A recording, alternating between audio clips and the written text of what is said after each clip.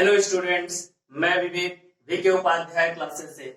आज मैथ का बड़ा ही इंपॉर्टेंट चैप्टर हम लोग पढ़ने वाले हैं। ठीक है, हाइट्स एंड डिस्टेंस।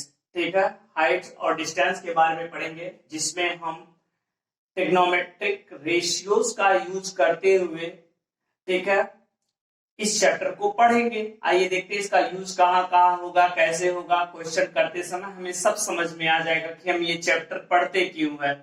कोई बिल्डिंग खड़ी है आपके घर के बगल में, आप नीचे से ही उसको देख करके उसकी हाइट को बता देंगे। बस आपको ये पता रहे कि हाँ, आपके आंख की साइड से उसके टॉप का एंगल कितने डिग्री का बन रहा है।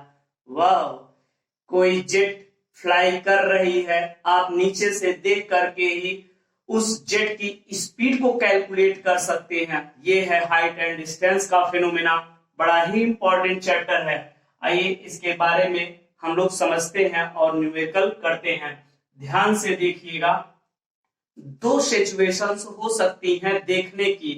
या तो ऑब्जर्वर जो है, जैसे ये ऑब्जर्वर है, मान लीजिए ऑब्जर्वर है और यहाँ पे बगल में कोई बिल्डिंग है, ऑब्जर्वर ग्राउंड पे है, यहां से ऑब्जर्व कर रहा है बिल्डिंग के टॉप को। तो उस केस में मैं अगर इसके आई की साइड को बनाऊं, ये इसके आई की साइड है, यहाँ पे पॉइंट ए को वो ऑब्जर्व कर रहा है यहां से, तो यहाँ पे ये हॉरिजॉन्टल लाइन है, यानी कि जो ये लैंड है या जो भी उसके आई साइड में हॉरिजॉन्टल लाइन है, वहां से और ये साइड के बीच बनने वाला जो एंगल है, इसको बोलते हैं एंगल ऑफ एलिवेशन। क्या बोला जाता है? Angle of elevation. ठीक है, अगर हमारे क्वेश्चन में एंगल ऑफ एलिवेशन वर्ड आ जाए, तुरंत समझ जाना चाहिए ऑब्जर्वर नीचे है और जो पॉइंट ऑफ ऑब्जर्वेशन है वो ऊपर है। ओके, अगर मान लीजिए ऑब्जर्वर ऊपर है, ऑब्जर्व कर रहा है ऊपर से किसी पॉइंट, यहाँ पे कोई पॉइंट ओ है, वहां से ये नीचे की तरफ इस पॉइंट को ऑब्जर्व कर रहा है और ये पॉइंट जमीन पे रखा गया है। ठीक है, ये अर्थ है, यही एक स्टोन रखा गया है, एक ऑब्जर्वर यहां से ऑब्जर्व कर रहा है। तो ध्यान दीजिए, जब ऑब्जर्वर यहां से इसको देखता है तो हम इस प्लेन के पैरेलल इस ऑब्जर्वर के आई से एक इमेजिनरी लाइन ड्रॉ कर देते हैं क्वेश्चन को सॉल्व करने के लिए। और इस इमेजिनरी लाइन और आई साइड के बीच जो ये एंगल बनता है, इस एंगल को बोलते हैं एंगल ऑफ डिप्रेशन। क्या बोलते हैं? Angle of depression. ठीक है, एंगल ऑफ डिप्रेशन। डिप्रेशन मतलब होता है नीचे जाना ना, नीचे, है ना, तो वही होता है एंगल ऑफ डिप्रेशन। ध्यान दीजिएगा, ये एंगल ऑफ डिप्रेशन जो होता है, ये इस एंगल के बराबर हम कर लेते हैं due to alternate interior angle. देखिए, ये एंगल और ये एंगल एक दूसरे के अल्टरनेट पेयर है ना, क्योंकि ये दोनों लाइनें पैरेलल हैं, इसको ये ट्रांसवर्स कर रही है। इसका मतलब ये एंगल एक दूसरे के अल्टरनेट पेयर हैं, अल्टरनेट इंटीरियर एंगल आपस में इक्वल होते हैं अगर ये कंडीशन है तो। दो पैरेलल लाइनों को कोई ट्रांसवर्स कर रही है तो मतलब अगर ये थीटा है तो यहां भी ये कितना बनेगा? थीटा डिग्री का एंगल बनेगा। तो ये तो था बेसिक चीजें। आइए इस पे हम क्वेश्चन सॉल्व करते हैं। देखते हैं, लिखा गया question, a vertical pole stands on the level ground from a point on the ground 25 meter away from the foot of the pole. The angle of elevation of its top is found to be 60 degree. Find the height of the pole. आ गया angle of elevation. Angle of elevation का मतलब नीचे से देखा जा रहा है building के टॉप को। आइए मैं बनाता हूं, कहा जा रहा है या पोल के टॉप को। A vertical pole stands on the level ground. ये हमारा लेवल ग्राउंड है। ठीक है, इस पे एक वर्टिकल पोल स्टैंड कर रहा है। यहां से कोई ऑब्जर्वर, मान लीजिए यहां से कोई ऑब्जर्वर, ये पॉइंट ऑफ ऑब्जर्वेशन को है, यहां से ये इस वर्टिकल पोल के टॉप को देख रहा है, यहां को देख रहा है, यानी कि मान लिया ये टॉप ए है और इसका फुट बी है। ओके, और ये ओबी जो है वो लेवल ग्राउंड है। यहां से ऑब्जर्वर ऑब्जर्व कर रहा है, तो कहा जा रहा है यहाँ जो एंगल ऑफ एलिवेशन बन रहा है ये देखिए, level ground from the point of the ground 25 metre away from foot of the pole. ध्यान दीजिए, ये पोल के फुट से ऑब्जर्वर कितनी दूरी पे है, 25 मीटर। ये क्वेश्चन बोल रहा है कि जो ऑब्जर्वर है 25 metre away from foot of the pole, इस पोल के फुट से 25 मीटर की दूरी पे ऑब्जर्वर यहाँ पे है। और क्या है, the angle of elevation of its point is found to be 60 degree. यहाँ पे ये कितने डिग्री का एंगल बन रहा है, ये 60 डिग्री का एंगल बन रहा है। Find the height of the pole, ये जो पोल की हाइट है ये हमें बताना है। सोचिए कितना अच्छा है, नीचे से देख करके पोल की हाइट को बता दे रहे हैं, अच्छा है ना। तो चलिए जो चीजें हमने बनाई उसको यहाँ पे लिख लेते हैं। हमने किसको क्या माना, हमने माना कि let AB is the required pole and O is the point of observation, ठीक है। Angle AOB is required angle of elevation, ठीक है। लिख लेना चाहिए इन बातों को, आप जब बोर्ड एग्जाम में क्वेश्चन को सॉल्व करिएगा, ठीक है। ये सब देखा जाता है, तो क्या लिखेंगे, यहां से लिखते हैं, मैं यहां से सॉल्व करो, फिगर ये है, सॉल्व या करो, लिखा जाए कि लेट, इसी फिगर के नीचे आप सॉल्व करिएगा। आपकी कॉपी पे स्पेस आती है, मेरी कॉपी में स्पेस नहीं है, ये मेरी कॉपी है, स्पेस है नहीं, मैं यहां सॉल्व कर रहा हूं दूसरे पेज पे। तो लिखा जाएगा let AB is the pole comma O is point of observation,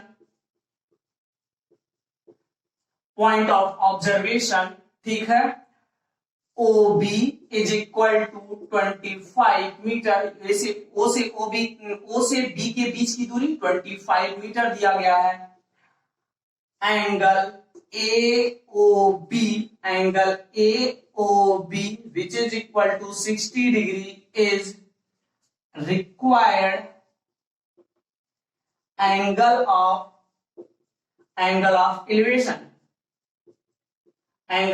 elevation, okay. तो फाइंड करना है, टू फाइंड, हमें क्या फाइंड करना है, AB, हमें फाइंड करना है AB, और AB को हमने क्या माना है, H height of the pole, ये हमें पता करना है। तो आप देख पा रहे होंगे यह एक राइट एंगल ट्रायंगल फॉर्म हो रहा है, तो लिखा जाएगा in right angle triangle AOB देखा जा। अब यहां ध्यान दीजिएगा, हमें क्या पता है, बेस पता है, परपेंडिकुलर पता करना है, बेस पता है, परपेंडिकुलर पता करना है। तो which trigonometric ratio give relation between perpendicular and base, perpendicular और बेस के बीच में कौन सा ट्रिग्नोमेट्रिक रेशियो रिलेशन देता है, tan देता है और cot देता है। हाँ, tan theta is equal to perpendicular upon base. Pandit Badri Prasad हर हर बोले हाँ ठीक। और कॉट क्या होता है, cot theta equal to base upon perpendicular, तो दोनों में से कोई एक अप्लाई कर दीजिए तो tan अप्लाई कर लिया जाता है। तो इन right angle triangle AOB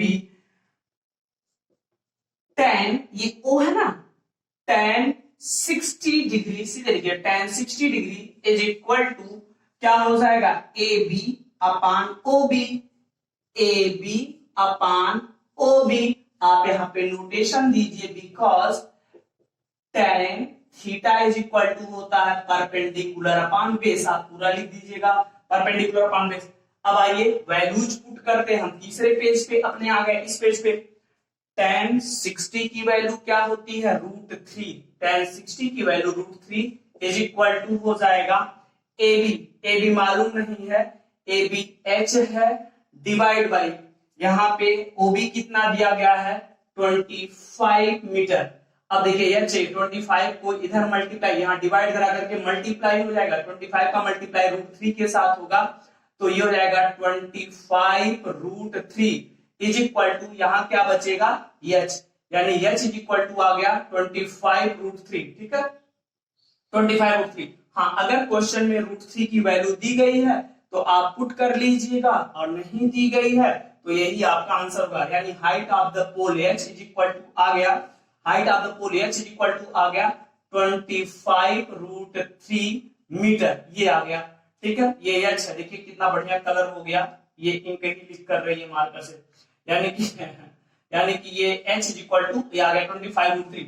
if √3 की वैल्यू दी गई, तो मान लीजिए √3 की वैल्यू दी गई है, क्या होती है √3 की value, if √3 is equal to 1.732 ऐसा कुछ दिया गया है, तो h इज इक्वल टू कितना हो जाएगा 25 मल्टीप्लाई बाय 1.732 कर लीजिए, आंसर आ जाएगा 25, 2 जा कितना हो जाएगा 50, 0 लिखा 5 कैरी 25, 3 जा 75 में 5 ऐड कर दिया 80, 0 लिखा 8 कैरी हो जाएगा 25, 7 जा हो जाएगा 175, 175 में 8 आप ऐड कर देंगे 183 होगा, 3 लिख दिया 18 कैरी हो जाएगा 25, 1 जा 25 में 18 आप ऐड करेंगे तो 43 आ जाएगा, तो जो भी हो 43, इतना 43.3 मीटर, ये आपका आंसर आ जाएगा। ठीक है, आप मल्टीप्लाई करके एक बार चेक कर लीजिएगा। ठीक है, यही आंसर आने वाला होगा। तो h is equal to 43.3 metre, ऐसे हम लोग निकाल लेते हैं। ओके, कभी कभी क्वेश्चन में ये दिया रहेगा, ये पूछ लेगा। ओके, तो जैसा भी क्वेश्चन है वैसा हम कर लेंगे। आइए हम लोग नेक्स्ट क्वेश्चन की तरफ बढ़ते हैं। आज देखते हैं नेक्स्ट क्वेश्चन। दूसरा क्वेश्चन है, देखा जाए, a kite is flying at a height of 75 meter from the level ground attached to a string inclined का मतलब होता है झुके होना, ऐसे inclined होना, इस ऐसी सिचुएशन को inclined बोलते हैं। ठीक है, तो चलिए, inclined at 60 degree to the horizontal, find the length of string, हमें स्ट्रिंग की लेंथ बतानी है। आइए देखते हैं, क्वेश्चन को समझते हैं। A kite is flying at a height of 75 meter from the level ground, कोई काइट है, चलिए ये रहा काइट, कोई काइट है, ये ग्राउंड से कितनी ऊंचाई पे फ्लाई कर रहा है, ये ग्राउंड से 75 मीटर, देखिए 75 मीटर की हाइट पे, यहाँ पे हमने ग्राउंड बना दिया, ये ग्राउंड है। ठीक है, यहां से 75 मीटर की ऊंचाई पे ये फ्लाई कर रही है काइट। ओके, हमेशा हाइट परपेंडिकुलर ली जाती है। ठीक है, यहां से हाइट नहीं लेंगे, हाइट हमेशा परपेंडिकुलर ली जाती है। तो ये 75 मीटर की दूरी पे ये काइट फ्लाई कर रही है। From the level ground attached to a string inclined at 60 degree to the horizontal, ये एक स्ट्रिंग से अटैच है, और ये जो स्ट्रिंग से अटैच है वो स्ट्रिंग जो है इस हॉरिजॉन्टल से कितने डिग्री का एंगल बना रहा है, यहाँ पे ये 60 डिग्री का एंगल बना रहा है, यहाँ पे 60 डिग्री का एंगल बना रहा है।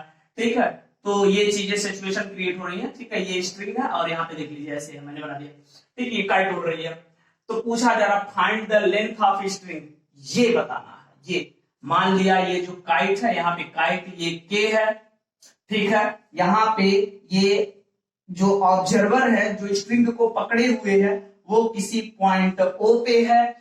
यहाँ पे जो हाइट है काइट की, यहां से मैंने मान लिया ये बी है, के बी। ठीक है, कुछ भी मान सकते हैं भाई, और ये एंगल है 60 डिग्री का एंगल बन रहा है। We have to find the length of string, इस स्ट्रिंग की लेंथ बतानी है। कुछ याद आ रहा है? हाँ, कुछ कुछ तो दिमाग में चलना शुरू हो गया होगा। अगर नहीं शुरू हुआ है तो हम शुरू करवाते हैं। तो पहली बार ये जो जो चीजें ली गई हैं उनको यहाँ पे लिख दिया जाए, टीचर्स को बताया जाए, है ना, जो आपकी कॉपी चेक करेंगे कि हाँ सर जी कौन चीज क्या है ये देख लीजिए। तो आप लिखेंगे यहाँ पे लेट के is position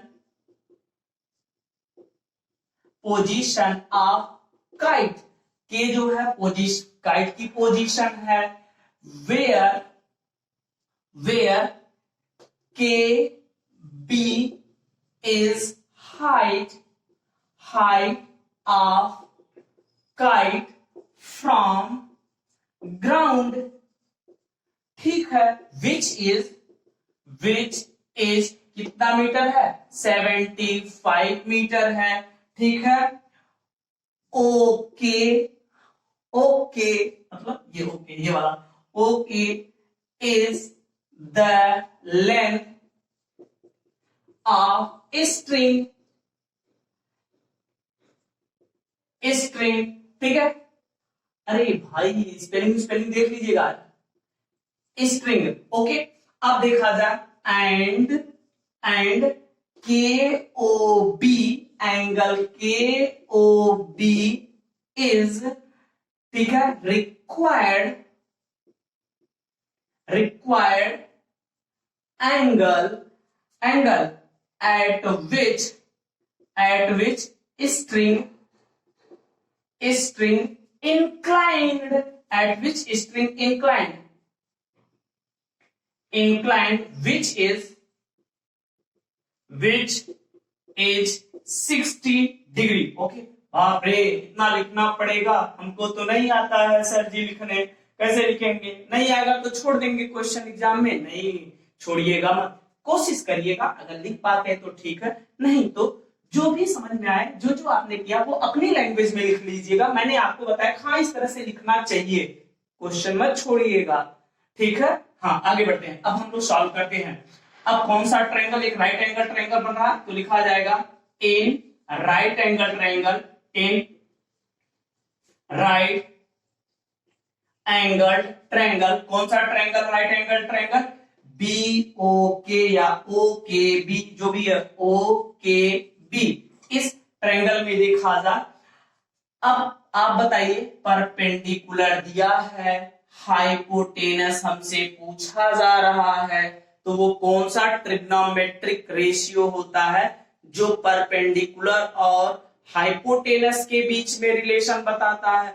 sign sign sign और कॉसेक। ओके, तो चाहे आप साइन लगाइए चाहे कॉसेक लगाइए, तो यहां से हम साइन लगाते हैं, तो कहा जाएगा sine 60 degree, sine 60 degree is equal to perpendicular upon hypotenuse, यानी कि के बी अपॉन ओ के।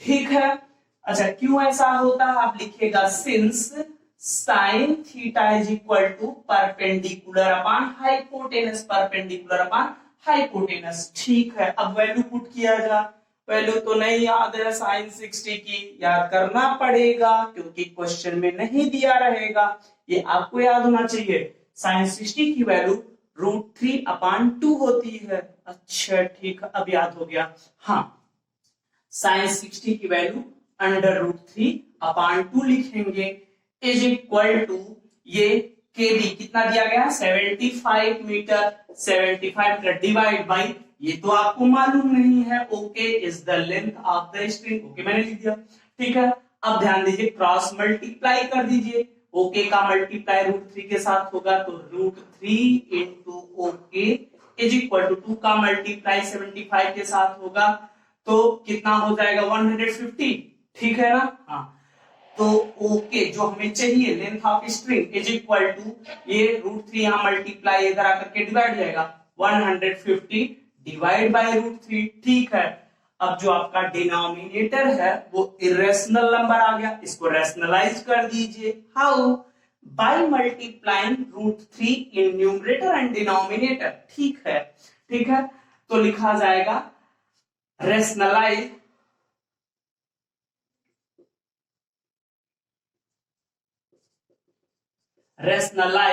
The denominator. चलिए डिनोमिनेटर को रैशनलाइज कर देते हैं, तो OK is equal to 150 multiply by √3 divide by √3 into √3। ठीक है, OK is equal to 150 √3 divide by √3 और √3 का मल्टीप्लाई होगा तो 3, तो ये आ गया 3, 3 1 जा और 350 जा 150, ये 50 है, यानी कि ओके इज इक्वल टू आ गया 50 √3 मीटर। ठीक है, यही आंसर है, यस यही आंसर है। अगर मान लीजिए √3 की वैल्यू क्वेश्चन में दिया रहा है 1.732 या जो भी 1.7 लिखा रहता है या 1.73 लिखा रहता है, जो भी दिया रहेगा वो आप यहाँ पुट करके 50 में मल्टीप्लाई कर लीजिएगा, आपका आंसर आ जाएगा। ओके ठीक है, नेक्स्ट क्वेश्चन की तरफ बढ़ते हैं। देखा जाए, ये क्वेश्चन दिया गया है 1.5 metre tall boy stands at a distance of 3 meter from a lamp post and cast a shadow of 4.5 meter on the ground. Find the height of the lamp post. Lamp post की height बतानी है। ठीक है, अच्छा question है, इसको विशेष ध्यान दीजिए। ठीक है, आइए हम डायग्राम बनाते हैं। जैसे जैसे ये कहा है वैसे वैसे बना लिया जाए। कह रहा 1.5 metre boy stand at a distance of 3 metre from a lamp post. चलिए सबसे पहले हमने यहाँ बना लिया, ये लैंप पोस्ट बना लिया, नाम रख दिया इसका ए बी। ये लैंप पोस्ट किस पे है? ग्राउंड पे है। ठीक है, ग्राउंड पे। फिर कहा जा रहा है लैंप पोस्ट है, इसका मतलब इसमें बल्ब लगा होगा, ये लाइट देगी। अगर लाइट देगी तो इसके रास्ते में जो भी ऑब्जेक्ट आएगी उसका शैडो बनेगा। ये तो जनरल सी बात है, ये लाइट का फेनोमेना है, फिजिक्स में हम लोग पढ़ते हैं लाइट चैप्टर में। ठीक है, तो ये चीज है। यहाँ पे अब इससे 3 मीटर की दूरी पे मान लिया यहाँ पे कोई पॉइंट सी है और यहाँ पे ये लड़का खड़ा है, यहाँ पे लड़का खड़ा है। ठीक है, अब लड़का खड़ा है, इसके ऊपर तो लाइट पड़ेगी, यहां से ये लाइट पड़ रही है। अब ये लाइट पड़ेगी, देखिए इसके ऊपर लाइट पड़ रहा है, तो इस लड़के का शैडो यहाँ ग्राउंड पे बन रहा है जो कि किसी डी पॉइंट तक जाता है। अब जो जो बातें हैं देख लेते हैं। ये लैंप पोस्ट है, पता नहीं कितना मीटर हाइट है, यही तो निकालना है। एक लड़का है सीई मान लिया, सीई, और उसकी हाइट दी गई है 1.5 मीटर। वो लैंप पोस्ट के फुट से कितनी दूरी पे खड़ा है? 3 मीटर की दूरी पे, यानी कि ये दिया गया है 3 मीटर। अब जब इसके ऊपर लाइट पड़ती है तो इसका जो शैडो बनता है, ये वाला शैडो बनता है, वो कितना बनता, कहां गया? ये रहा 4.5 मीटर। ये इतना, ये 4.5 मीटर बन रहा है। ठीक है, अब आपसे कहा जा रहा है इस इंफॉर्मेशन के बेस पे आपको इस लैंप पोस्ट की हाइट बतानी है। कोई दिक्कत नहीं है, हो जाएगा। तो देखा जा, हमने लेट किया ए, ये लैंप पोस्ट का बल्ब है, बल्ब। ठीक है, ये बल्ब जल रहा है। ठीक है, let A B is lamp post of height h metre. हमने उसकी हाइट कितना मान लिया? h metre. ठीक है, the boy CE is at a point C where AC is equal to 3 metre. AC कितना है? 3 मीटर। ठीक है, फिर देखा जा, the shadow is CD which is 4.5 metre. ठीक है, ठीक है। अब आइए देखा जाए, टू फाइंड, हमें क्या पता करना है? हाइट ऑफ लैंप पोस्ट, जो कि क्या है? AB है। यही हमें पता करना है कि ये कितना होगा। चलिए आसान है, कोई दिक्कत नहीं। सबसे पहले आइए इस वाले ट्रायंगल में देखिए, ध्यान दीजिएगा। इस क्वेश्चन में दो चीजें मिस हैं। एक तो हाइट नहीं पता है और दूसरा वो जो एंगल बनता था, थीटा वैल्यू दी जा रही थी 60 डिग्री 30 डिग्री, वो भी नहीं दिया है। तो ठीक, कोई बात नहीं, हमें पर्याप्त इंफॉर्मेशन दिया गया इस क्वेश्चन में। सबसे पहले इस वाले ट्रायंगल को लेंगे, छोटू वाला ट्रायंगल CCDE, तो लिखा जाएगा इन राइट एंगल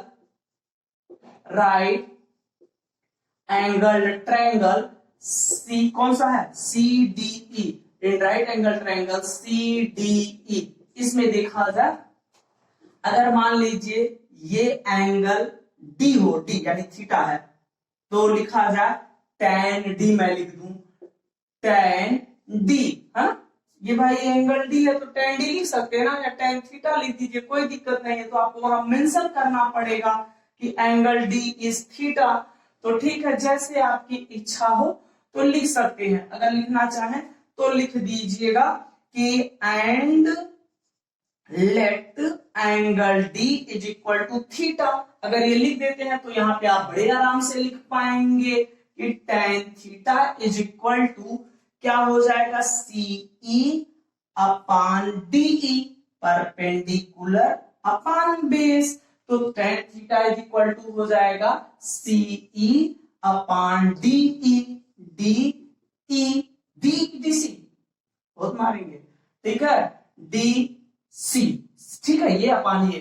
क्यों ऐसा होता है, क्योंकि आपको मालूम है कि tan theta is equal to perpendicular upon base होता है। ओके, तो यहां से देखा जा tan थीटा इक्वल टू ये EC कितना है 1.5 है, डिवाइड बाय DC कितना है 4.5 है।